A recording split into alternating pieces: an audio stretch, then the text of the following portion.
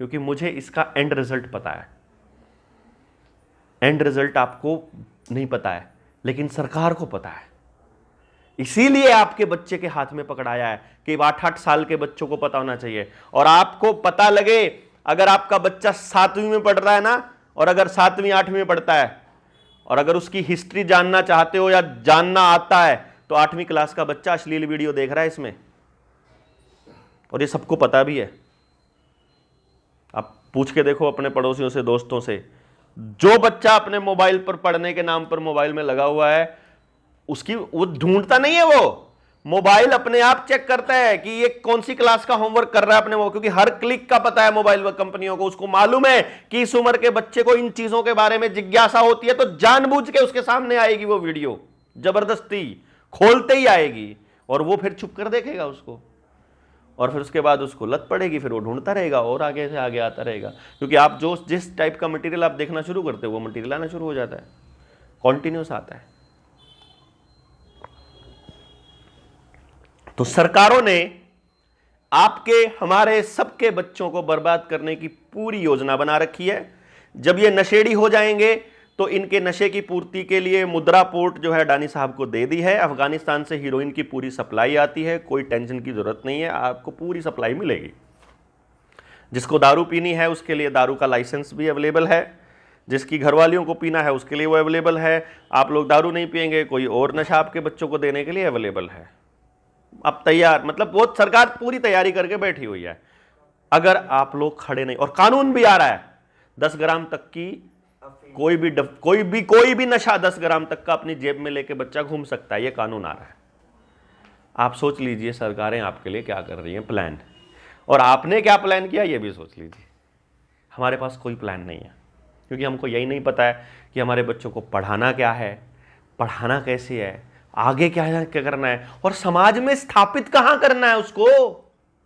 जिसकी मैं बात कर रहा था, 95% जिसके ऊपर ठप्पा लगा रही है सरकार फेलियर का, उसका क्या करना है। फेलियर तो नहीं हो सकता, क्योंकि आप पहली लाइन में बोल चुके हो और उसको मान चुके हो कि बच्चा खुदा की नेमत है।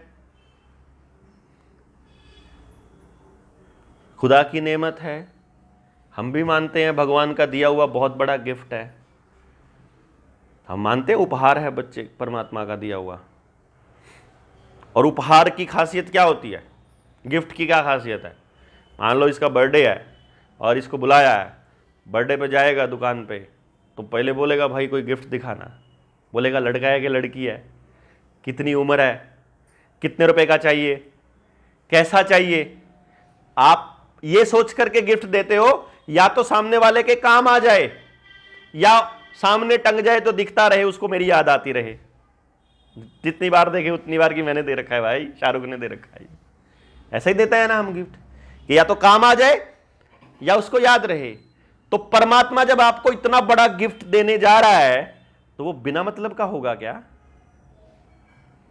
इसका मतलब उसकी भी कोई ना कोई काम तो आ सकता है ना वो अपने। क्यों जी, परमात्मा जब अपना रूप आपको गिफ्ट के रूप में देने जा रहा है बच्चे के रूप में, वो व्यर्थ नहीं हो सकता, वो वेस्टेज नहीं हो सकता, वो कबाड़ नहीं हो सकता। उसको मैडम नहीं बताएगी कि ये कम नंबर आए हैं तो ये निकम्मा है। ये काम समाज का है कि उसको सही समय रहते पहचान लिया जाए और उसके ऊपर काम कर लिया जाए। क्योंकि यदि बच्चे को समय रहते आप पहचान लेंगे कि ये बच्चा कैसा है, ये किस कैटेगरी में आता है, ये सोचता कैसे है, किस तरह के काम करने के लिए बना है, इसको कैसा दिमाग कुदरत ने दिया है, तो आप उसे सही समय पर सही चीज़ों का एक्सपोजर दे सकते हो।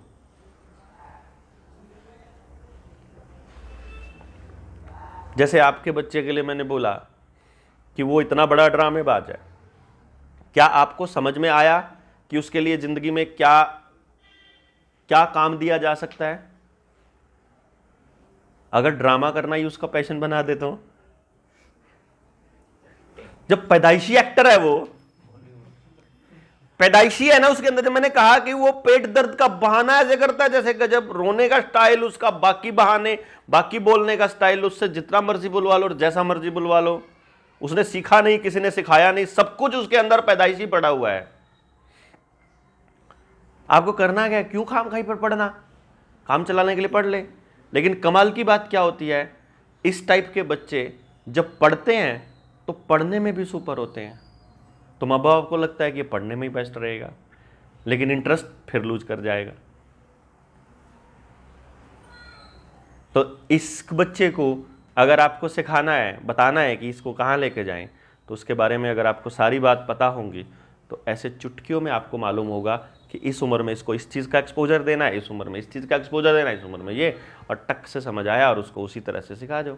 भाई अगर मान लो इस बच्चे को बचपन में, रेहान को, जब ये स्कूल में घुसा, इसके टीचर ने बोला होता इसकी अम्मी को कि जी इस बच्चे पे ये 3-4 टैलेंट इसके अंदर हैं, हम ऐसा करते हैं, इसको अभी ये सिखाना शुरू करते हैं, अभी ये सिखाना शुरू करते हैं और अभी ये सिखाना शुरू करते हैं, तो जब ये बड़ा होता, 16-17 साल का होता, और इसको इसके घर वाले पूछते कि भाई तुम्हें करना क्या है, तो इसे पहले से मालूम होगा कि जो उसने सीखा है इसमें से सबसे बढ़िया क्या लगता है, वो अपने आप ही बता देगा, मुझे तो इस फील्ड में जाना है, बात खत्म। उस फील्ड में उसे क्या करना है वो अपने आप डिसाइड कर लेगा, जरूरत ही नहीं है आपको टेंशन लेने की।